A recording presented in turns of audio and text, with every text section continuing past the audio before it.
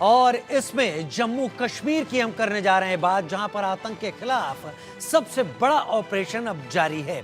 कुपवाड़ा से लेकर पुंछ और राजौरी से लेकर रियासी तक सेना सर्च ऑपरेशन चला रही है। जम्मू कश्मीर के जंगलों में सेना और जम्मू कश्मीर पुलिस उन पाकिस्तानी आतंकवादियों की तलाश कर रही है जो पाकिस्तानी सेना की मदद से घुसपैठ कर घाटी में दाखिल हुए हैं। कल सेना ने घुसपैठ की कोशिश कर रहे एक आतंकवादी को मार गिराया, जबकि 2 से 3 आतंकवादी घने जंगलों में जा छिपे। उनकी तलाश तेज कर दी गई है, लेकिन इस बीच ढेर किए गए आतंकवादी के पास जो हथियार मिले उससे साफ हो गया कि आतंकवादियों के मददगार चीन और पाकिस्तान हैं। आतंकवादी के पास टाइप 56 व एक असॉल्ट राइफल मिली है जो कि चीन में बनती है और पाकिस्तानी सेना इसका इस्तेमाल करती है। यानी साफ है कि हथियार आतंकवादियों को पाकिस्तानी सेना से मिले हैं या चीन ने हथियार मुहैया कराए। हालांकि अब सवाल है कि आतंक का इलाज आखिर क्या है और कैसे घाटी से इस आतंकवाद का सफाया होगा। आज इसी मुद्दे पर हम चर्चा करेंगे और कई खास मेहमान हमारे साथ जुड़ेंगे, लेकिन उससे पहले ये रिपोर्ट देखिए।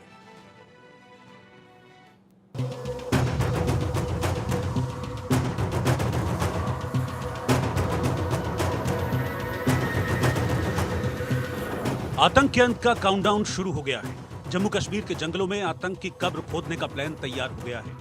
घातक कमांडो, सेना के जवान और जम्मू कश्मीर पुलिस का जॉइंट ऑपरेशन शुरू हुआ। जवानों ने जंगलों को घेर लिया, जहां सरहद पार से घुसपैठ कर आए आतंकी बिल में छिपे हैं। उन्हें जहन्नुम में पहुंचाने के लिए सेना ने सबसे बड़ा ऑपरेशन लॉन्च कर दिया है। आज भी जम्मू कश्मीर के कई एक इलाकों में सेना की तरफ से कॉम्बिंग ऑपरेशन चलाया जा रहा है। कुपवाड़ा के इस इलाके में हम इस समय मौजूद है। आपको तस्वीरों के जरिए भी दिखाना चाहूंगा कि किस तरह ये आतंकी इन्हीं घने जंगलों का सहारा लेकर फरार होते हैं और सेना के जवानों पर घात लगाकर हमला किया जाता है और बाद में इन्हीं जंगलों के सहारे ये आतंकी जो है छुपने में कामयाब होते हैं। कुपवाड़ा से लेकर पुंछ तक, राजौरी से लेकर रियासी तक, डोडा से लेकर कुलगाम तक सेना आतंकियों की तलाश में सर्च ऑपरेशन चला रही है।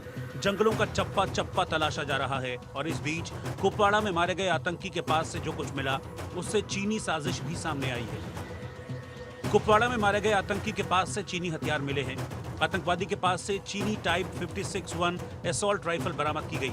स्टील के बुलेट्स और पाकिस्तानी बैट का खंजर भी मिला है। आतंकी के पास से मिले इन चीनी हथियारों और सामान से साफ है कि पाकिस्तानी आतंकियों को हथियार चीन मुहैया करा रहा है। पाकिस्तानी सेना आतंकियों की घुसपैठ में मदद कर रही है। अब साफ तौर पर यह दिख रहा है कि किस तरह से पाकिस्तान और चीन की आर्मी इन आतंकियों को मदद करती है कि किस तरह से आप जम्मू कश्मीर के सीमावर्ती इलाकों से घुसपैठ कर सकते हैं।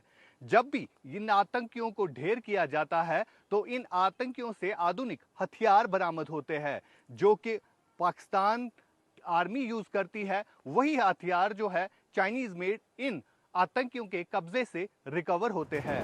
आतंक पर चीन और पाकिस्तान बेनकाब हो चुके हैं और अब आतंक के खिलाफ फाइनल एक्शन की तैयारी है। एक एक आतंकी को ढेर करने की रणनीति बन चुकी है, लेकिन इस बीच घाटी में आतंकी हमलों को लेकर सियासत भी शुरू हो गई।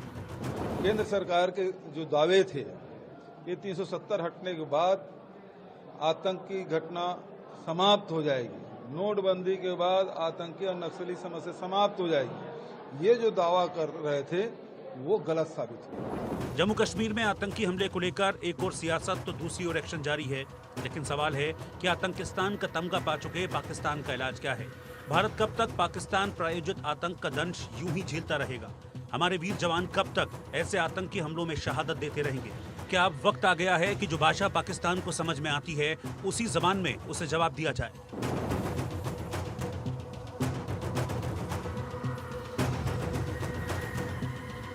Bureau report, India news. देखा आपने किस तरीके से और क्या तकनीक और किस तरीके का गठजोड़ जम्मू की इस रीजन में दिखाई पड़ रहा है, जहां अचानक आतंकवाद का उभार देखने को मिला है। देश का सवाल में कई सारे सवाल हैं जो हम आपके सामने रखना चाहेंगे और चर्चा के दौरान आप खुद इन सवालों का जवाब अगर पा रहे होंगे तो शायद आप समझ रहे होंगे कि क्या वहां चल रहा है। पहला सवाल देश का सवाल में, आतंकियों के पास चीनी राइफल आखिर कहां से आ गई? ये चीनी हथियार आखिर आतंकवादियों के पास से कहां आ गए? क्योंकि ये चीनी हथियार बंद तो चीन में रहे हैं, लेकिन जा पाकिस्तानी सेना के पास रहे हैं, फिर ये आतंकवादियों के पास कैसे आ रहे हैं? दूसरा सवाल, आतंकवादियों के भेष में पाकिस्तानी सेना की क्या ये घुसपैठ है? क्या ये आतंकवादी नहीं, आतंकवादियों की वेशभूषा में पाकिस्तान के रेगुलर्स हैं? ये एक बड़ा सवाल है जिस पर सोचना चाहिए। और क्या एक और सर्जिकल स्ट्राइक का वक्त आ गया है? आतंक के गढ़ में घुसकर प्रहार अब नहीं तो कब, ये चौथा सवाल है हमारा। क्या पहला सवाल ये इससे पहले का कि क्या एक और सर्जिकल स्ट्राइक का वक्त तो नहीं आ गया, और दूसरा, आतंक के गढ़ में घुसकर क्या अब प्रहार करने का वक्त तो नहीं आ गया है?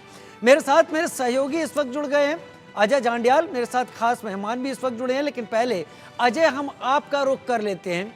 जो कुछ भी अजय इस वक्त जम्मू कश्मीर, पीर पंजाल के इस तरफ और पीर पंजाल के उस तरफ, यानी दोनों तरफ जो इस वक्त हालात हैं, क्या ये हालात टेररिस्ट एक्टिविटी की तरफ इशारा करते हैं, या फिर ये हालात परेशान घबराए हमारे पड़ोसियों के उन कोशिशों की तरफ इशारा करते हैं जो भारत को किसी तरीके से इस रीजन में एक बार फिर से उलझाना चाहते हैं, और साथ ही इंटरनेशनली ये मैसेज देना चाहते हैं कि ये रीजन तो वोलेटाइल है, इस रीजन में तनाव है?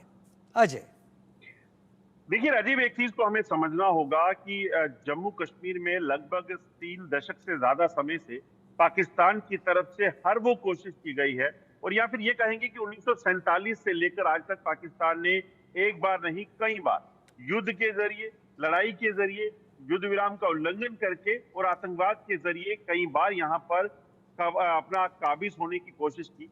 नहीं हो पाया, पाकिस्तान को मुंह की खानी पड़ी, क्योंकि पाकिस्तान जो चाहता है वो हो नहीं सकता। दूसरी चीज, जब आतंकवाद के जरिए पाकिस्तान ने लगभग 35 साल पहले कोशिश की और पहले कश्मीर में कश्मीरी पंडितों पर, हिंदुओं को वहां से उन पर हमला करवाया कवाली का नाम देके, और वो पाकिस्तानी सेना के जरिए, वैसे ही प्रयास पाकिस्तान की तरफ से आज भी किए जा रहे हैं। आज अंतर्राष्ट्रीय समुदाय भी कहता है कि कश्मीरी पंडितों के साथ उस वक्त जो हुआ वो पाकिस्तान द्वारा किया गया था, और उसे कश्मीरी पंडित समाज जो है उसे आज तक झेल रहा है। वही प्रयास अब ये कहा जा सकता है कि जो आतंकी गतिविधियों के साथ साथ अब पाकिस्तानी अपने एसएसजी कमांडोज को भेज रहा है, लाइन ऑफ कंट्रोल पर हो या अंदर हो, जो हमले हो रहे हैं वो कहीं ना कहीं पाकिस्तानी सेना का काम है। इसमें आतंकी इतना दम नहीं रखते, और इसीलिए आप देखें तो लगातार पुंछ हो, राजौरी हो, रियासी हो, कठुआ हो, डोडा हो, वहां तमाम जगह पर आतंकी हमलों को जब अंजाम दिया गया तो उसमें पाकिस्तानी सेना अगर साथ ना हो, आतंकी ये कर नहीं पाते। दूसरी चीज, चीन अगर इनका साथ ना दे तो इस तरह के हथियार, इस तरह के गैजेट्स, इस तरह का कम्युनिकेशन सिस्टम इनके पास नहीं आ पाता, जिसे आज ट्रेस करने में सुरक्षा बलों को दिक्कतें आ रही हैं। तो ये चीज हमें समझनी होगी कि ये पूरी तरह से एक देश के द्वारा प्रायोजित जो आतंकवाद है उसको चलाया जा रहा है, और उसमें अब पाकिस्तानी सेना खुले तौर पर शामिल हुई है। दुनिया को ये जरूर देखना चाहिए, क्योंकि ये पहला मौका नहीं है। भारत पहले भी कई सबूत दे चुका है, और आने वाले समय में ये सबूत और देने के बजाय अब भारत अपने तरीके से कार्रवाई करेगा, क्योंकि जिस तरीके से ये आतंकी हमले और खासतौर पे पाकिस्तानी सेना जो है वहां पर हमले कर रही है, वो हमलों का जवाब अब यूएन में नहीं, मुझे लगता है कि उनको उस तरीके से देना होगा जैसे पहले दिया जा चुका है, और उसी के लिए अब जो है कार्रवाइयां भी तेज हुई हैं। दूसरी चीज, ये खाली आतंकवाद हम कहें और चिंता का विषय कहें, सरकार हो या सेना, वो कोई चिंता नहीं करती आतंकवाद, क्योंकि बड़े लंबे समय से देखा है, इससे बहुत बुरा भी देखा है। क्योंकि उस वक्त जो है जब सेनाओं के पास इतने आधुनिक हथियार नहीं हुआ करते थे, कम्युनिकेशन डिवाइसेस नहीं हुआ करते थे, तब भी सेना ने उन आतंकवादियों को यहाँ से मार भगाया था, उनका खात्मा किया था। आज भी उस चीज को लेकर कार्रवाई तेज हुई है। जो कंसर्न रहता है वो कंसर्न सिर्फ और सिर्फ इस चीज का है कि जो लोग इस इलाके में रहते हैं, जम्मू कश्मीर में रहते हैं, क्योंकि आतंकियों से चलाई गई गोली में सिविलियंस मरते हैं, फौजी मरते हैं, कोई और मरता है,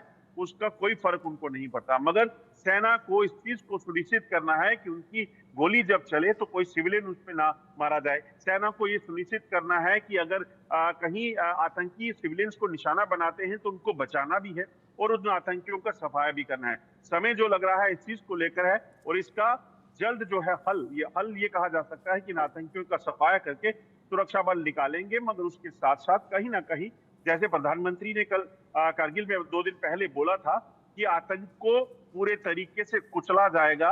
मगर आतंक को कुचलने की बात जब हुई है तो मुझे लगता है कि आतंकवाद जहां से प्रयोजित होता है, जिस पाकिस्तान और पाकिस्तान के कब्जे वाले कश्मीर से, संदेश उनको भी ये समझ आ गया होगा कि पाकिस्तान को क्या संदेश देना चाहते हैं प्रधानमंत्री। अच्छा, बहुत शुक्रिया इस विस्तार के साथ जानकारी देने के लिए कि आखिर वहां पर किस तरीके के समीकरण सामने आ रहे हैं और स्थिति वहां पर क्या है।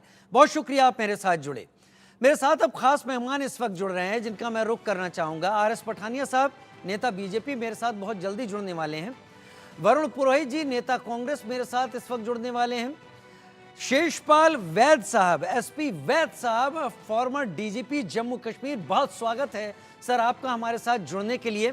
मेजर जनरल रिटायर्ड राजन कोचर, रक्षा विशेषज्ञ के तौर पर बहुत स्वागत है सर आपका भी। उत्पल कौल, कश्मीरी एक्टिविस्ट के तौर पर मेरे साथ इस वक्त जुड़ रहे हैं। आशिक मीर भी मेरे साथ इस वक्त जुड़ेंगे। बहुत स्वागत है आप सभी का जो मेरे साथ इस जानकारी के साथ जुड़े। आर.एस. पठानिया साहब, सबसे पहले मैं आपका ही रुख कर लेता हूं, क्योंकि प्रधानमंत्री के नेतृत्व में केंद्र सरकार लेफ्टिनेंट जनरल मनोज सिन्हा के वहाँ पर उनके लीडरशिप में वहाँ पर किस तरीके से चीज़ों को कंट्रोल करती दिख रही है, वो ज़मीन पर हम देख रहे हैं। लेकिन फिलहाल जो स्थितियाँ बनती हुई दिखाई दे रही हैं वो एक बात का इशारा तो दे रही हैं कि जो स्थिति वहाँ पर दिख रही थी उस स्थिति को बदलने की और तनाव भरी पिक्चर पूरे विश्व में प्रोजेक्ट करने की कोशिशें की जा रही हैं। ये शायद पहली बार ऐसा है जब सबूत मिल रहे हैं चीन के भी इन्वॉल्वमेंट के। घाटी से समूल नाश का प्लान क्या हो सकता है, क्या होगा, क्या किया जा रहा है? आर.एस. पठानिया साहब। नमस्कार, आदाब सबको, मेरे जो को पैनलिस्ट हैं उनको भी, और आपके शो के जो डायरेक्ट श्रोता दर्शक हैं उन सबको मेरी ओर से प्रणाम, नमस्कार, अभिवादन। जम्मू कश्मीर की स्थिति को दो परिप्रेक्ष्य में अगर डाल के देखें, पिछले 10 वर्ष में भारत अपने आप में एक विश्व शक्ति बन के उभरा है। चाहे वो अर्थव्यवस्था की बात करें, चाहे वो ट्रेड एंड कॉमर्स की बात करें, चाहे वो डिफेंस एक्सपोर्ट की बात करें, चाहे खेलकूद की बात करें, सौर ऊर्जा की बात करें, या न्यूक्लियर एनर्जी की बात करें, या किसी भी विषय पे बात करें, और भारत का कद, भारत की स्थिति जिसे कहते हैं, पूरी दुनिया में उभर के आई है। दूसरा, जो ये आतंकवाद जम्मू कश्मीर को विशेषकर दीमक की तरह खा रहा था, सरकार ने एक सुदृढ़ सशक्त फैसला लिया, नो बल्कि zero tolerance towards terrorism. Terrorism, आतंकवाद किसी भी शक्ल में, किसी भी शोभा में, किसी भी शेड में जैसे कहते हैं, वो बर्दाश्त नहीं किया जाएगा। वो एक वक्त था कि एक परमिसिबल टेररिज्म और इम्परमिसिबल टेररिज्म की भाषा और परिभाषा हुआ करती थी। अफजल गुरु एक्सिक्यूट हुए तो उन पे मेन स्ट्रीम पॉलिटिकल पार्टी ने ही उनकी एक्सिक्यूशन पे, उनकी जो फांसी वाली सजा उस पर कई सवाल उठाए, चलता रहा। यासीन मलिक, कई कत्ल, ये कई जिसे कहते हैं एक संगीन जुर्म किए, उसके बावजूद भी कभी ट्रैक 2 डिप्लोमेसी का पार्ट, ट्रैक 1 की पार्ट, कभी देश के बड़े बड़े नेताओं के साथ, मंत्रियों, बल्कि प्रधानमंत्रियों के साथ भी जाके मिलते थे। आज सरकार की रीति और नीति साफ और स्पष्ट है। तो नेचुरली एक तरफ हमारा कद बढ़ा, दूसरी तरफ आतंकवाद को हमने पूरा ताल ठोक के आतंकवाद को जड़ से जब उन्मूलन करने की बात की जम्मू कश्मीर, तो नेचुरली तकलीफ तो होगी, बॉर्डर पार भी होगी और आस पड़ोस में भी होगी। तो इस तकलीफ के चलते सबसे पहले आपके चैनल में सबको बता दूं कि जम्मू कश्मीर में आतंकवाद के विरुद्ध सिक्योरिटी फोर्सेज को, यहाँ के एलजी प्रशासन को, यहाँ की आर्मी को और यहाँ के पूरे जिसे कहते हैं सिक्योरिटी के पेरिफेरल को बहुत बड़ी कामयाबियां मिली हैं और आतंकवाद में एक गिरावट भी देखने को मिली है जम्मू कश्मीर में। ये जो लक्षित हत्याओं के बाद अब एक नया, अब ये मॉड्यूल जो किसी तरीके से ये लोग सीख करके आगे डीजीपी साहब कह रहे हैं, स्वयं साहब की शायद ये किसी एक शांतिपूर्वक जो एरिया है पंजाब, हिमाचल, हरियाणा के, वहां से सीख करके यहाँ पे आए हैं। फिर थोड़ा इनका नेटवर्क इस तरीके का है कि अभी हमारे ऊपर दायरे में फंस नहीं रहे। ये बात आश्वस्त करना चाहता हूँ कि ये ढूंढे जाएंगे और अपने सरे अंजाम तक पहुंचाए जाएंगे। जम्मू कश्मीर के लोगों की जान और माल, उनकी रक्षा और सुरक्षा सरकार की प्राथमिकता भी है और सरकार का परमो धर्म भी है। ये एक और बात साफ और स्पष्ट कि वो राजनीतिक, वो पॉलिटिकल एलिमेंट और इन सब के साथ साथ वो ऐसे जिसे कहते हैं तत्व जो एक कहीं न कहीं इस आतंकवाद के विरुद्ध लड़ाई में नकारात्मक अपना रोल प्ले कर रहे हैं। कहीं ना कहीं उनके रोल के साथ मेरी बात बुरा मत सुनाए, उन आतंकवाद के समर्थकों को, प्रचारकों को, प्रसारकों को जिसे कहते हैं मदद मिलती, कम से कम आप कंस्ट्रक्टिव रहे पूरे देश को, पूरे देश के जिसे कहते हैं सभ्य समाज को, देश के सभी पॉलिटिकल पार्टीज को, देश के सभी जिसे कहते हैं प्लेयर्स को। मैं फिर बोलूं, भारत आतंकवाद के विरुद्ध एक निर्णायक लड़ाई लड़ रहा है और ये निर्णायक लड़ाई अपने अंतिम, आखिरी और बहुत ही संवेदनशील मोड में है। ठीक तो है, इस ठीक है, संवेदनशील ठीक है, मोड में हम ठीक सभी है, ठीक है, ठीक है। समर्थन आरएस करें। पठानिया साहब, ठीक है, मैं वरुण जी का इस वक्त रुख कर लेता हूं। कांग्रेस के नेता मेरे साथ जुड़े हैं, उनकी भी बात सुन लेते हैं। वरुण जी, जैसा यहाँ पर अभी आरएस पठानिया साहब कह रहे हैं, क्या यही बात आपको भी लगती है कि भारत आतंकवाद के खिलाफ जो लड़ाई है उसमें निर्णायक मोड़ पर है, ये अपने अंतिम दौर पर है और लिहाजा इस तरह की चीजें सामने आ रही हैं? देखिए, आपने भी अपने इंट्रो में कहा कि सर्जिकल स्ट्राइक की जरूरत है। क्या सर्जिकल स्ट्राइक की जरूरत नहीं, स्ट्रॉन्ग स्ट्राइक की जरूरत है, जैसे इंदिरा गांधी जी ने करी थी। वैसे कुछ ना कुछ करने की आवश्यकता है। जो आपने चाइना का रोल बताया, मैं उस पर स्ट्रेस देना चाहूंगा। चाइना से किसी भी प्रकार का संबंध हमको, खासतौर से इकोनॉमिक संबंध, तुरंत प्रभाव से बंद करने चाहिए। बढ़ता जा रहा है इकोनॉमिक जो उसका एरिया है इंडिया के अंदर, तो आप जब तक उसको नहीं रोकोगे, तो चाइना जब तक ठीक नहीं हुआ, पाकिस्तान कैसे ठीक होगा? पाकिस्तान को इकोनॉमिकली, आर्मी से, सब तरह से तो सपोर्ट चाइना का मिल रहा है। तो आप जब तक चाइना को नहीं रोकोगे, भाई पाकिस्तान तो पिद्दी न पिद्दी का शोरबा है, कभी भी हमारे फौजें रगड़ देंगी। लेकिन जब तक आप चाइना को कंट्रोल नहीं करोगे, वो बदमाशी करता चला जाएगा। तो चाइना कंट्रोल कैसे होगा? इंडिया के चाइना के जो इकोनॉमिक टाइज हो रहे हैं, उसको आपको रोकना पड़ेगा। किस प्रकार से, आप देखो कितना व्यापारिक घाटा, इम्बैलेंस चाइना से बढ़ता ही जा रहा है। तो इसको आप नहीं रोकोगे तो बड़ी दिक्कत आएगी।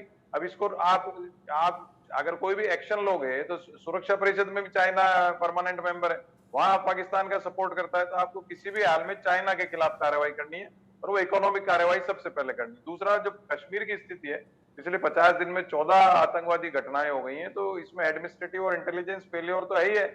सरकार की, मैं किसी भी सरकार की क्रिटिसिज्म, ये तो क्या 10 साल को पूछते रहते हैं भाई मोदी सरकार ने ये क्या क्या क्या, अटल जी की सरकार बेकार थी, क्या तो पिछले प्रधानमंत्री, ये सब मैं नहीं कह सकता। पूरे सब जो भी प्रधानमंत्री है, जो भी सरकार है, पूरे प्रयास करते हैं भारत की संप्रभुता को, उसकी रक्षा करने का प्रयास करते हैं। इसलिए मैं किसी का क्रिटिसिज्म नहीं, इसमें भी ऑनगोइंग पार्लियामेंट है, इसमें डिस्कशन होना चाहिए। डिस्कशन होके, सर्वदलीय बैठक होकर के कोई ऐसा फॉर्मूला निकालना चाहिए जो रोज रोज हमारे जवान शहीद हो रहे हैं, उसको कैसे रोका जाए। और वो जब तक सर्वदलीय बैठक नहीं होगी, संसद में डिस्कशन नहीं होंगे, क्योंकि हमारे पार्लियामेंट्री डेमोक्रेसी, तो आपको डिस्कशन तो करना ही पड़ेगी।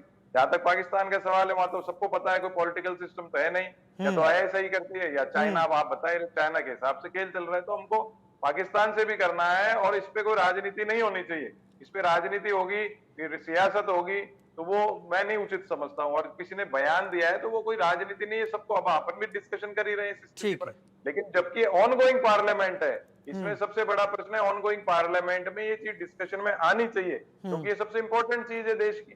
तो इसको अगर डिस्कशन करते हैं सारे दल मिलकर और एकजुट होकर के इस पे कोई प्रस्ताव पारित करते हैं, उसके बाद कोई, मान लीजिए, प्रस्ताव पारित करके केंद्र सरकार को फुल पावर दें कि आप 1 महीने के अंदर कोई ना कोई, आपको लगता है कि ये आतंकवाद के खिलाफ आखिरी लड़ाई है? इससे पहले कि मैं अगले अपने खास मेहमान का रुख करूं, देखिए, आतंकवाद के खिलाफ आखिरी लड़ाई कोई भी नहीं लड़ सकता। ये ऑनगोइंग प्रोसेस होता है आतंकवाद में, क्योंकि समाज में जिस प्रकार से बदमाशियां, जैसे पड़ोसी देश है, जिस तरह से इकोनॉमिक मॉडल उनका होता जा रहा है, हमारे जो देश के दुश्मन है वो उनको कहीं ना कहीं प्रश्रय देते रहेंगे। ठीक है। उसकी तो हम जब तक कि पाकिस्तान को पूर्ण तरफ से ध्वस्त नहीं करेंगे, वो ध्वस्त जब होगा जब चाइना को रोकोगे आप, जब भी तो ध्वस्त कर पाओगे। चाइना तो मैंने कहा, ठीक है, मैसेज आपका क्लियर है, मैसेज आपका क्लियर है कि इलाज चीन का करना है, पाकिस्तान का नहीं।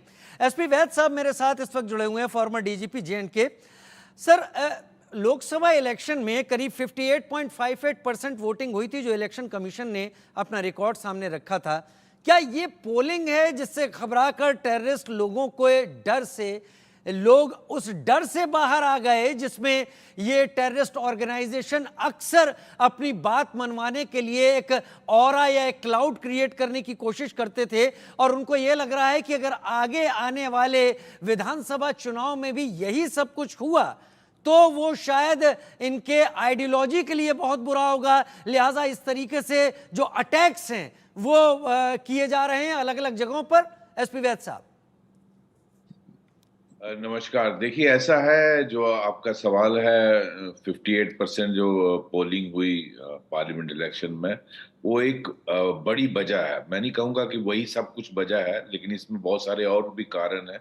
लेकिन वो एक बड़ी वजह है, क्योंकि पाकिस्तान और चाइना ही कैसे बर्दाश्त करेंगे कि लोगों का डर खत्म हो जाए।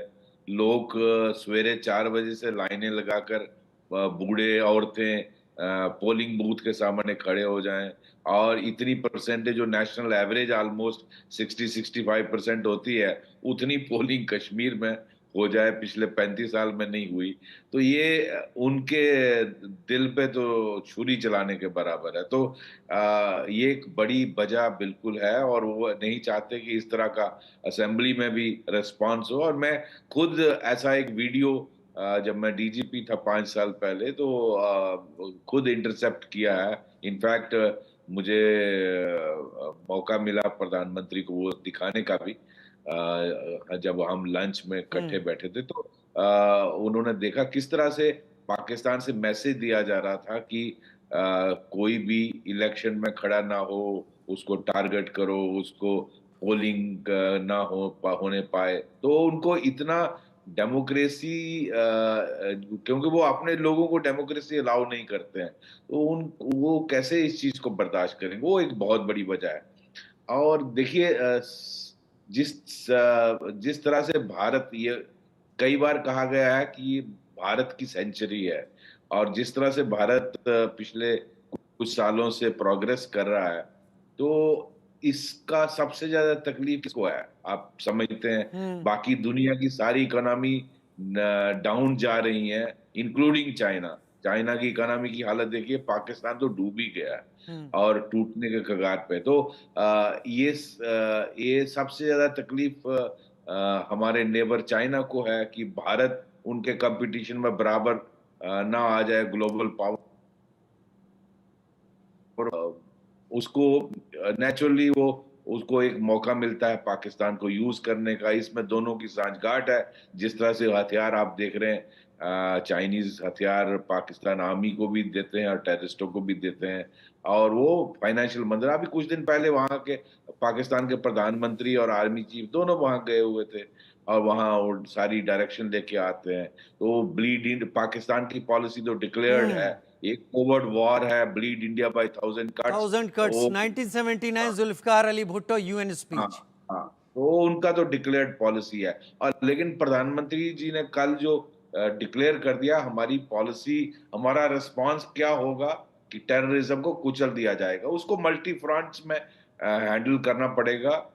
उसके लिए अंदर क्या एक्शन होना है, एलओसी पर क्या एक्शन होना है, और पार क्या एक्शन होना है, अब उसको स्पेसिफाई डिटेल में नहीं कर सकते, लेकिन उस पे कार्रवाई होगी। इसमें हमारे किसी भी देशवासी को शक नहीं होना चाहिए। और शेषपाल सर, मैं आपसे ये एक सवाल पूछूं इससे पहले कि मैं मेजर जनरल राजन कोचर का रुख करूं। जब आप डीजीपी रहे थे, अगर आप शेयर कर पाए, क्या तब भी चाइनीज वेपन्स की रिकवरी होती थी? देखिए, चाइनीज ग्रेनेड हम 90s में भी देखे, क्योंकि चाइना का रोल आज का नहीं है। चाइना का रोल आप देखें, नॉर्थ ईस्ट में जितना टेररिज्म चलाया, वो चाइना नॉर्थ ईस्ट के टेररिस्टों को आर्म करता था। पिछले आप 25, 30, 40 सालों से हम देख रहे हैं। चाइना आज से आपको उंगली नहीं कर रहा है। आज उसका रोल थोड़ा डिफरेंट हो गया है, लेकिन ऐसा नहीं है कि इंडिया को वो हमेशा आपके खिलाफ रहा है। और मैं सरप्राइज्ड हूं कि हम वन चाइना पॉलिसी को कैसे एक्सेप्ट करते हैं। चाइना हम्म। ने इस तरह से तिब्बत को कब्जा किया, और जबरदस्ती आप उनको, उनका कल्चर खत्म कर दिया, उनको कुचल दिया। और किस तरह से आप आए दिन देखते हैं कि यहाँ बॉर्डर पे एलएसी पर किस तरह से उंगलबाजी करता रहता है। तो उसका आप देखिए, भारत को जो परमानेंट सिक्योरिटी काउंसिल का मेंबर जब भी बनने का प्रपोजल आता है, उसको तकलीफ होती है। जब आप टेररिस्ट डिक्लेयर करते हैं किसी को ग्लोबल टेररिस्ट, तो उसमें वो बीटो लगाता है। तो चाइना को तो बहुत बड़ी तकलीफ है आपसे। हम्म। और हम उनके साथ ये जो है ट्रेड और वो हर चीज करते हैं $100 बिलियन का। तो आप, मैं समझता हूँ वक्त आया है कि एक हार्ड लाइन लेने की जरूरत है चाइना के। एग्जैक्टली दो स्टेटमेंट ऐसे आ गए हैं कि अब चीन को लेकर जिस तरीके से चीन के एप्स को बैन किया गया, जिसके जरिए चीन बहुत ज्यादा फॉरेन करेंसी या अपनी इनकम लेता था भारत के जरिए, क्योंकि भारत के पास एक बहुत बड़ा कंज्यूमर बेस है, उसके जरिए वो एप्स बैन होने से बहुत नुकसान भी चीन का हुआ, लेकिन बड़े नुकसान की अब बात है, वो भी आर्थिक तौर पर। मेजर जनरल राजन कोचर मेरे साथ इस वक्त जुड़े हुए हैं, और जब मेजर जनरल आप जुड़े हुए हैं, एक लंबा वक्त आपका सर्विंग कर रहा होगा, एंड आई डोंट डाउट कि आप जम्मू कश्मीर में ना रहे हो। मेरा सवाल आपसे सीधा, चीन और पाकिस्तान की जो मिली भगत सामने आ रही है, इस आतंकवाद के उभार के पीछे केवल पाकिस्तान को मैं जिम्मेदार नहीं कह सकता, क्योंकि पाकिस्तान जिस हालत में आज की दौर में है, उसकी तो नफरी उसकी आर्मी की इतनी नहीं है कि वो अपने सारे सेक्टर पर प्रॉपर तरीके से फोर्स लगा पाए और टीटीपी से भी मुकाबला कर पाए। क्या एलएसी पर भारत की आर्मी ने जिस तरीके से चीन को कड़ा जवाब दिया और अपनी मौजूदगी दर्ज कराई, जिससे चीन एलएसी पर परेशान है गलवान के इंसिडेंट के बाद, लिहाजा चीन ने पाकिस्तान को बैक करते हुए ऐसे इंसिडेंट, ऐसे फनी एडवेंचर जम्मू कश्मीर, खास तौर पर जम्मू रीजन पे कराने की कोशिश की, जिससे भारत परेशान होकर यहां पर अपनी फोर्स का रुख करे और चीन को आराम मिले। मेजर जनरल राजन कोचर, क्या ऐसा हो सकता है या है? देखिए, मैं 2 बार जम्मू एंड कश्मीर में पोस्टेड रहा हूँ, और मुझे वहाँ के एंड स्पेशली जब टेररिज्म एक अपनी पीक पे था, जब आप जानते हैं कि 94 से 98 तक जो 2 टेन्योर्स रहे हैं मेरे वहाँ पे, तो अभी हम ये सिचुएशन अपना देख रहे हैं। देखिए, आपको अंडरस्टैंड करना पड़ेगा कि आज पाकिस्तान को स्टेबिलिटी कौन दे रहा है। अभी हाल ही में एक आईएमएफ लोन $7 बिलियन का पाकिस्तान को सैंक्शन हुआ है। अब यूनाइटेड स्टेट्स का भी आपको रोल भूलना नहीं चाहिए, क्योंकि भारत के साथ यूनाइटेड स्टेट्स अच्छे रिलेशन रखता है। साथ साथ उसने पाकिस्तान को एफएटीएफ की लिस्ट से भी बाहर किया है, और उसके बावजूद आज हम देख रहे हैं पाकिस्तान किस तरीके से टेररिज्म को सपोर्ट कर रहा है, और हमारे बॉर्डर्स में इन्फिल्ट्रेशन हो रही है, और इतना एक 50 से ऊपर का ग्रुप ऑलरेडी इन्फिल्ट्रेट कर गया है। और ये जुलाई के महीने में हमने देखे हैं कि इतने सारे इंसिडेंट्स हुए हैं हमारे इंडियन आर्मी के फोर्सेस के अगेंस्ट। और चाइना की इन्वॉल्वमेंट देखिए, आज जो पीओके में है, चाइना एक बहुत बड़े तरीके से पीओके में ऑलरेडी आ चुका है। जो उसके इसको मिसाइल बेसिस हैं गिलजित बल्किस्तान में, वो कोई जानकारी जो है वो सबको है, और चाइना ने अपनी सोल्जर्स भी वहाँ पे तैनात किए हुए हैं, उनके मिसाइल बेसिस भी हैं, और एक आर्टिफिशियल इंटेलिजेंस का ग्रुप चाइना ने बनाया है पाकिस्तान के लिए। और ये जो भी हम टेक्नोलॉजी अभी देख रहे हैं, आप 2 साल पुरानी की एक न्यूज़ है कि एक पाकिस्तान आर्मी का एक डेलीगेशन चाइना गया था, और वहाँ पे पूरी आर्टिफिशियल इंटेलिजेंस ग्रुप का जो ट्रेनिंग हुई थी, उसके बाद चाइना ने मदद की है पाकिस्तान आर्मी को वो ग्रुप को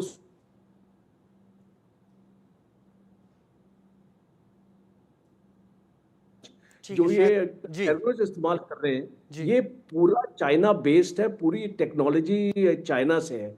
अब चाइना के अगेंस्ट आप क्या एक्शन कर सकते हैं? अब आप देखिए, इट्स नॉट पॉसिबल, बिकॉज हमारी जो फौज तकरीबन 11 लाख के करीब है आज की डेट में, पाकिस्तान की फौज 6 लाख है, और चाइना की फौज 18 लाख है।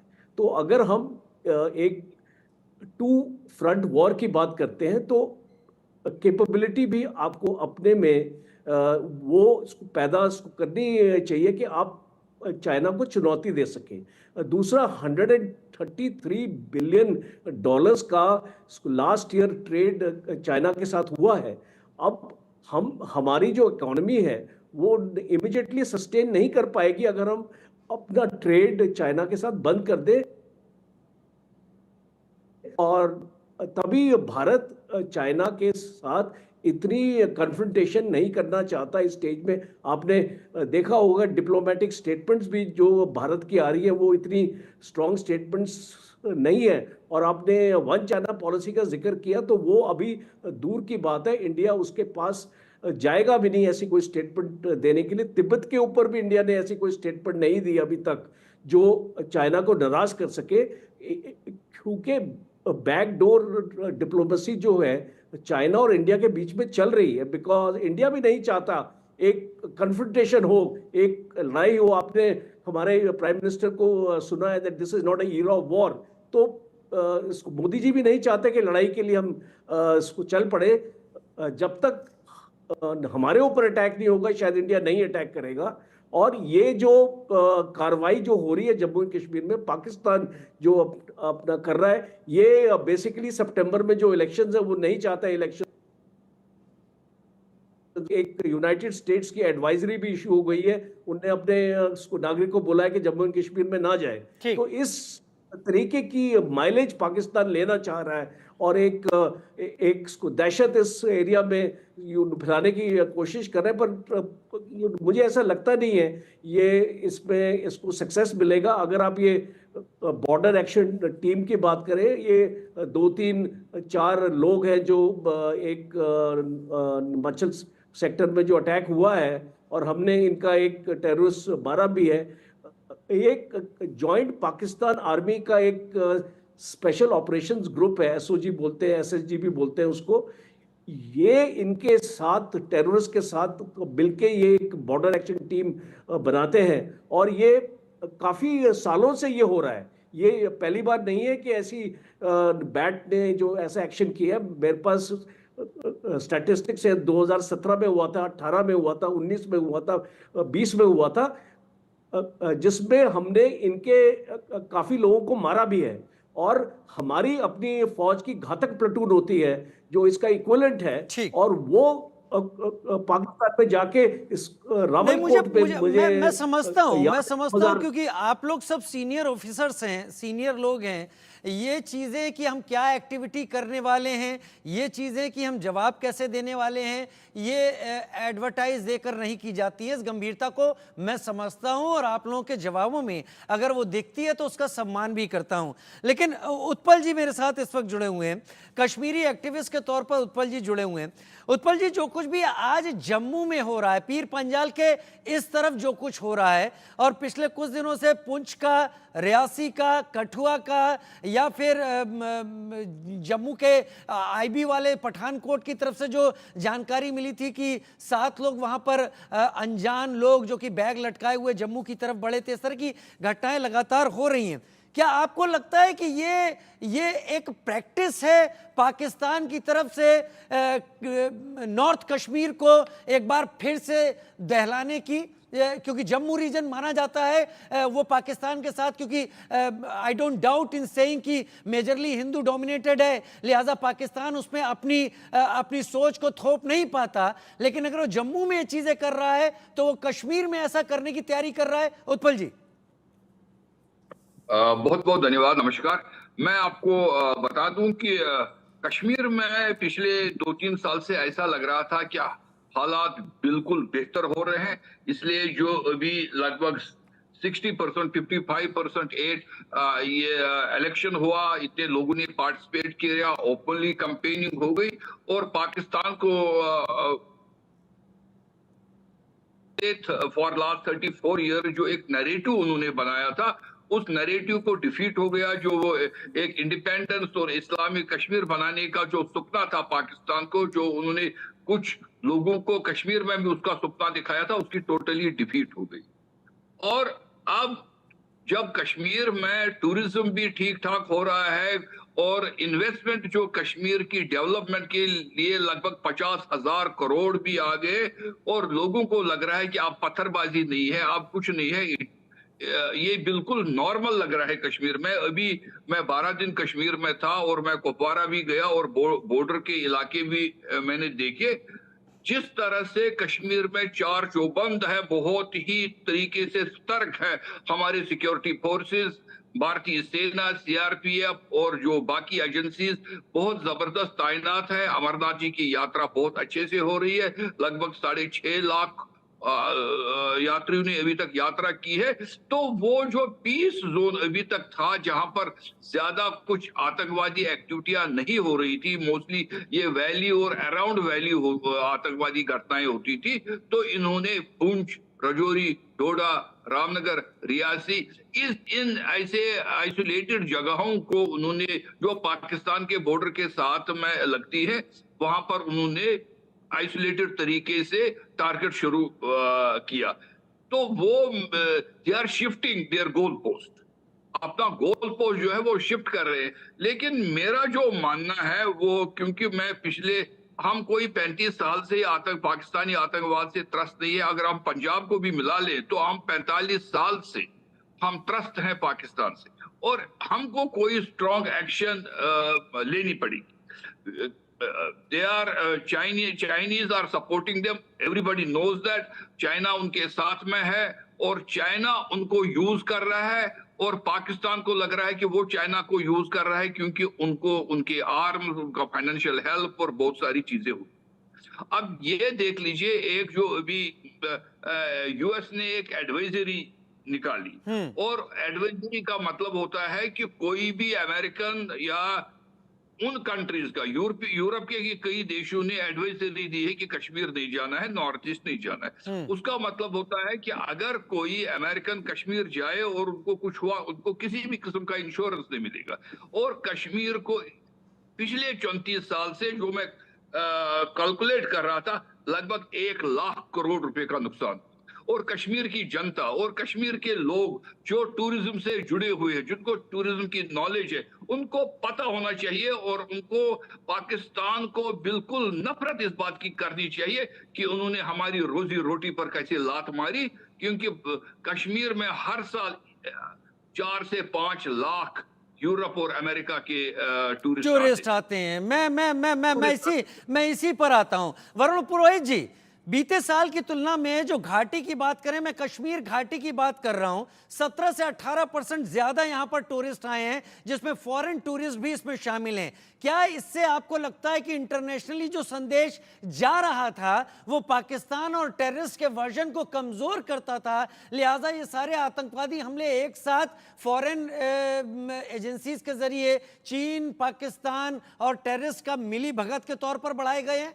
क्या आप ये मानते हैं?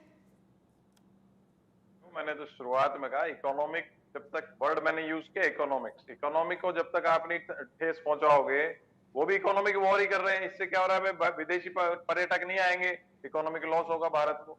मैंने यही स्ट्रेस किया, आप जब तक चाइना से इकोनॉमिक इम्बैलेंस को कम नहीं करोगे, आप ठीक है, आप इमीडिएट, कोचर साहब ने बताया भाई नहीं कर पा रहे हो, आप थोड़ा थोड़ा करो, हर 2 महीने में 3 महीने में से डरने की क्या बात है चाइना से? अगर आप चाइना से बिजनेस बंद कर दोगे तो आपको डर किस बात का है? जरूरी थोड़ी हम चाइनीज लाइट से ही बैठे रहेंगे, चाइना से कोई इंपोर्ट मेडिसिन की जो रॉ मटेरियल आता है उसी से आप करोगे। ऑल्टरनेट बनाइए, बंद करिए। आपको 10 साल तक बैठे रहोगे जब तक चाइना आपका कितना नुकसान कर चुका होगा।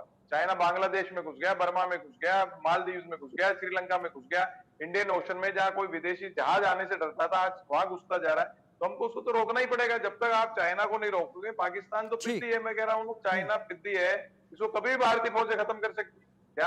भाई भारतीय फौज ने तो कश्मीर में भी आतंकवादियों के खिलाफ एक फोर्स बनाई हुई है, लद्दाख के लिए भी अलग फोर्स बनाई हुई है, तो सेना का तो सब काम तैयार है। ये हमको देखना है, पॉलिटिकल लोगों को देखना है। मैंने कहा फिर संसद ऑनगोइंग है, इस पे डिस्कशन होना चाहिए। कश्मीर की आर्थिक रूप से हमला करना होगा। मैं आता हूं आर एस पठानिया साहब, आपका भी रुख करूंगा। एसपी वैद साहब, आपने तो बड़े लंबे समय तक जम्मू कश्मीर को नजदीक से देखा है, लेकिन पिछले कुछ दिनों में जो पर्यटन पर, जो टूरिज्म पर ये एक बड़े हमले करने की जो कोशिश हुई, जैसा अभी वरुण पुरोहित भी बता रहे थे कि आर्थिक रूप से हमारी नाकेबंदी करने की कोशिश की जा रही है, क्या आपका अनुभव कहता है कि इन हमलों से टूरिज्म पर असर पड़ेगा, या जम्मू कश्मीर की जो इकोनॉमी बैक ऑन ट्रैक आ रही थी उसको तोड़ने की कोशिश की जा रही? क्योंकि जो मेरी जानकारी है, गुलमर्ग में जो घोड़े वाले हैं वो भी टूरिज्म के चलते एक दिन में 3-3 हजार रुपए तक कमाना शुरू कर चुके थे। बिल्कुल कमाना शुरू कर रहे थे। आप देखिए कश्मीर में किस तरह का टूरिज्म पिछले एक दो सालों से इस तरह से 370 के बाद जो हालात बदले हैं, आप देखिए वहाँ होटल में रूम नहीं मिलता है। वहाँ जो नॉर्मल 4-5 हज़ार रुपए का कमरा होता था होटल में, उसके लिए 20-20 हज़ार रुपया चार्ज होता है। इतनी वहाँ हालत, इवन मेरे जैसा आदमी जो यहाँ का डीजी फिर अरेंज करने में दिक्कत होती है मुझे। तो आप इमेजिन करें, इतनी ऑक्यूपेंसी है, 100% ऑक्यूपेंसी, आपको वहां होटल का एक रूम अवेलेबल नहीं। इतना अब ये चीजें ये इकोनॉमी में जब लोग इस तरह से इन्वॉल्व हो जाते हैं तो उसमें हर शोबे को फायदा होता है। और टैक्सी वाला भी कमाता है, रिक्शे वाला कमाता है, हाउस बोट वाला कमाता है, हैंडीक्राफ्ट्स वाला कमाता है। तो ये सारी ऊपर से 50,000 करोड़ की इन्वेस्टमेंट, दुबई से इन्वेस्टमेंट, आपका जिस तरह से development push prime minister Modi की गवर्नमेंट ने दिया, आपका आप देखिए IIT एम्स जम्मू में में हमलों क्या, का सर इस पर असर पड़ेगा? तो उसका क्या किसका? जम्मू में जो टेररिस्ट अटैक हुए, यस, पुंछ में, पड़ेगा। रियासी, कठुआ में, देखिए ऐसा है, जब इस तरह के अटैक होते हैं उसकी न्यूज मीडिया में पूरे इंडिया जाती है, और इंटरनेशनल जाती है। आपने जिस तरह से G20 किया, आज आप जो इंटरनेशनल टूरिस्ट देख रहे हैं, G20 का एक क्लियर मैसेज गया और कश्मीर में कि हालात बिल्कुल नॉर्मल हैं, आप आइए। लोगों ने देखा कि हर कंट्री से लोग आए थे उसमें मीटिंग में। तो ये सारी चीजों का जब एडवर्स पब्लिसिटी होती है अटैक से, तो उसका इम्पैक्ट पड़ता है, टूरिस्ट रिस्ट्रिक्ट हो जाता है। तो यही इकोनॉमी को आप एडवाइजरी, आप जिस तरह के अमेरिका इशू कर रहा है, उसको देख के जो बाकी वेस्टर्न कंट्रीज हैं वो भी इशू करेंगे। तो इसका असर ऑब्वियसली टूरिज्म पर पड़ता अच्छा है। शेषपाल सर, क्या आपको लगता है ये टेररिज्म जो इस वक्त दिखाई पड़ रहा है, क्या ये बुझने से पहले जैसे दिया फड़फड़ाता है वो है, या आप कुछ और समझते हैं? आपका अनुभव क्या कहता है? देखिए ऐसा है, टेररिज्म जो मेरा ये मानना है कि पाकिस्तान में जब तक पाकिस्तान तो एक टेररिज्म की फैक्ट्री है, वो the only thing they produce is terrorist. तो आपका वो अनफॉर्चुनेटली नेबर है, उधर से चाइना है, उसकी शय है, उसकी मदद है, उसके पैसे हैं, उसकी ड्रोन्स हैं, उसके हथियार हैं। और पाकिस्तान की फौज भारत की फौज से लड़ सकती नहीं, वो उनमें क्षमता नहीं है। उन्होंने 65 में भी देखा, 71 में दुनिया का सबसे बड़ा सरेंडर किया, और कारगिल में आपने देखा भारत की फौजों ने कैसे उनको उधेड़ा। इतनी हाइट्स पे उनकी रेगुलर आर्मी बैठी हुई थी, उसके बावजूद भारत की सेना ने कैसे उनको उधेड़ा। हालांकि गवर्नमेंट ऑफ इंडिया की डायरेक्शन थी कि आपने LOC क्रॉस नहीं करनी है एयरपोर्ट्स। तो इस स्थिति में जब आपको मालूम है कि ऊपर बैठे हुए हैं और आपके लिए 100% डेथ है, मैं सैल्यूट करता हूं भारत की फौज के उन अफसरों और जवानों को जिन्होंने उस मौत के सामने परवाह नहीं की और अपनी जान की कुर्बानी की। सर आपने एक बड़ी अच्छी बात कही, मैं बुरा मत मानिएगा, इस पर मेरे दिल में सवाल बहुत पहले से था। आपने कहा कि गवर्नमेंट ऑफ इंडिया ने कहा था LOC क्रॉस नहीं करनी थी। क्या ये भारत की बहुत बड़ी गलती थी सर? मैं तो मानता हूं उस वक्त के हालात थे, शायद उस वक्त के honourable prime minister late mister Vajpayee, उन्होंने सोचा कि लिमिटेड वॉर है, इसको वॉर नहीं कहा गया, लिमिटेड कॉन्फ्लिक्ट कहा गया, तो उसको फुल फ्लैज्ड वॉर नहीं माना गया कारगिल को। तो उसमें वो नहीं चाहते थे कि ये फुल फ्लैज्ड वॉर हो जाए। शायद उनके इस फैसले के पीछे, कैबिनेट के इस फैसले के पीछे ये दिमाग में रहा होगा। लेकिन अगर क्रॉस कर लेती सर तो आज हालात दूसरे होते, मानते हैं आप? बिल्कुल बिल्कुल, मैं मानता हूं। बड़ी बात कह रहे हैं वैद साहब। मैं मेजर जनरल राजन कोचर, जंगलों में टेररिस्ट हैं, जम्मू कश्मीर के जंगलों को, जम्मू कश्मीर की टेरेन को आप दो लोगों से ज्यादा बेहतर कोई नहीं समझ सकता। शेषपाल वैद सर मेरे साथ हैं और आप हैं, बहुत बेहतर समझ रहे होंगे। मेरा सीधा सा सवाल है, ये टेररिस्ट बैठे हुए हैं या पाकिस्तानी रेगुलर्स हैं टेररिस्ट के भेष में, ठीक उसी तरह से जैसे कारगिल की पहले पाकिस्तानी आर्मी आकर तोलोलिंग पर या टाइगर हिल पर आकर बैठ गई थी? देखिए, अगर हम कश्मीरी मिलिटेंट्स या टेररिस्ट की बात करें, तो हमने ये पहले भी देखा है और हमारा पास एक्सपीरियंस रहा है कि उनमें इतनी क्षमता नहीं है फौज का सामना करने के लिए। और जब भी एनकाउंटर्स हुए हैं, लंबे हुए हैं, और उनको हमने स्ट्रेटजी लेके आए हैं जिसको बोलते हैं शूट एंड स्कूट। इसका ये मतलब है कि फौज दागो के और साथ भूल जाओ। हाँ, ये इसको उलझना नहीं चाहते फौज के साथ।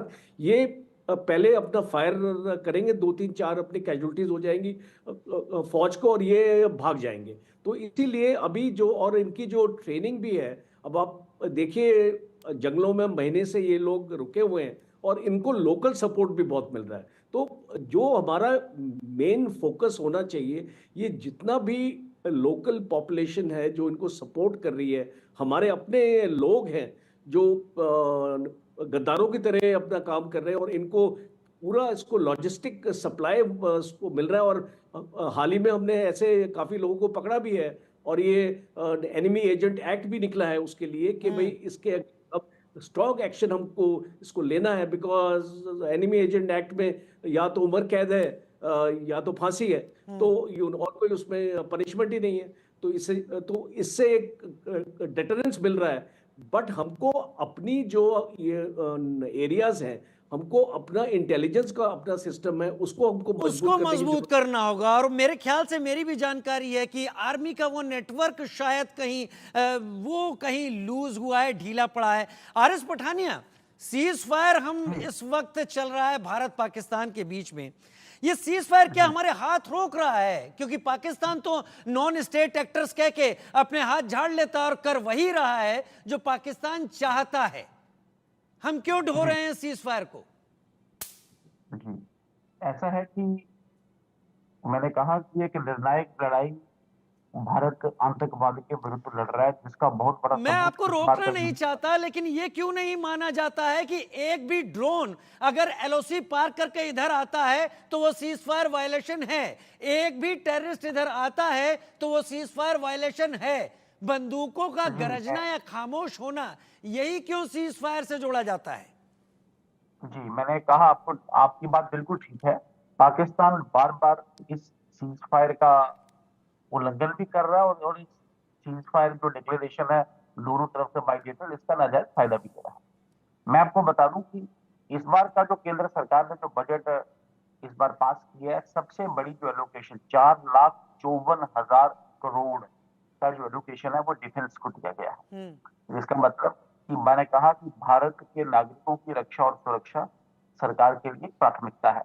अब जो एक सेंटिमेंट उभर के आ रहा है, जैसे आप बता रहे हैं, इस सेंटिमेंट में डिटेल मैं आपको बता दूं कि सबसे पहले किस स्तर पे, किस लेवल पे, और किस, जिसे कहते हैं एक वजन का, किस वेट का, किस दिशा के कदम उठाए जाने, मैं आश्वस्त करना चाहूंगा पैनल को और दर्शकों को भी कि हर लेयर पे, हर दिशा पे, हर स्तर पे और हर वजन पे, जिसे कहते हैं, चलिए, वो बहुत कदम अच्छा, उठाए जाएं। कदम उठाए जाएंगे। एक मैं बार कहूंगा हमारे यहाँ दर्शक पे भी आश्वस्त हो जाएंगे। एसपी वैद सर, पाकिस्तान कौन सी भाषा समझता है? आपका लंबा अनुभव रहा है। Pakistan, Pakistani rangers, Pakistani army, Pakistani think tank या आईएसआई, ये कौन सी भाषा समझते हैं और हम उस भाषा में बात क्यों नहीं करते? देखिए, पाकिस्तान को मैं कहता हूँ रोग स्टेट है, और वहाँ सारा कुछ रावलपिंडी से चलता है। और पाकिस्तान लैंग्वेज तो वही समझता है जो आपने 71 में की, जो आपने 65 में की, या जो कारगिल में की। उसको जब तक उनकी आर्मी को हिट नहीं करोगे, जब तक उनके अंदर नहीं हिट करोगे, they don't understand, they have no moral. उनका, वो अपने लोगों से झूठ बोलते हैं। उनके जनरल बिजनेसमैन ज्यादा है, वो डॉलर देख के कुछ भी करेंगे, वो चाहे डॉलर चाइना दे दे या यूएसए दे दे। वो मुझे एक आर्मी का चीफ बताइए जो पाकिस्तान में सेटल्ड है। जनरल कियानी ने तो आइलैंड खरीदा हुआ है, हमारे जनरल्स की तरह नहीं है 3 बेडरूम फ्लैट में रहते हैं यहाँ नोएडा में। तो पाकिस्तान का वहां कोई मॉरल कैरेक्टर ही नहीं है, वो तो कुछ भी करेंगे। उनकी army is for sale, dollar फेंकिए, जो मर्जी करवा लीजिए। सर एक सेंटेंस तो- में बताइए क्या ऐसा करना चाहिए, वो कौन सी लैंग्वेज समझता है और हम उस लैंग्वेज का इस्तेमाल कैसे करें? Hit them hard where it hurts them. Exactly. Hit them and hit them hard where it difficult, where it gives them problem. और पाकिस्तान को इस लैंग्वेज को समझाने में अगर हमें वक्त लग रहा है तो बिना किसी दिक्कत के ये कहना होगा कि कहीं बहुत तैयारियों में ही कोई खोट है, क्योंकि ये बड़े अधिकारी अगर सीधा इशारा कर रहे हैं तो हल उसी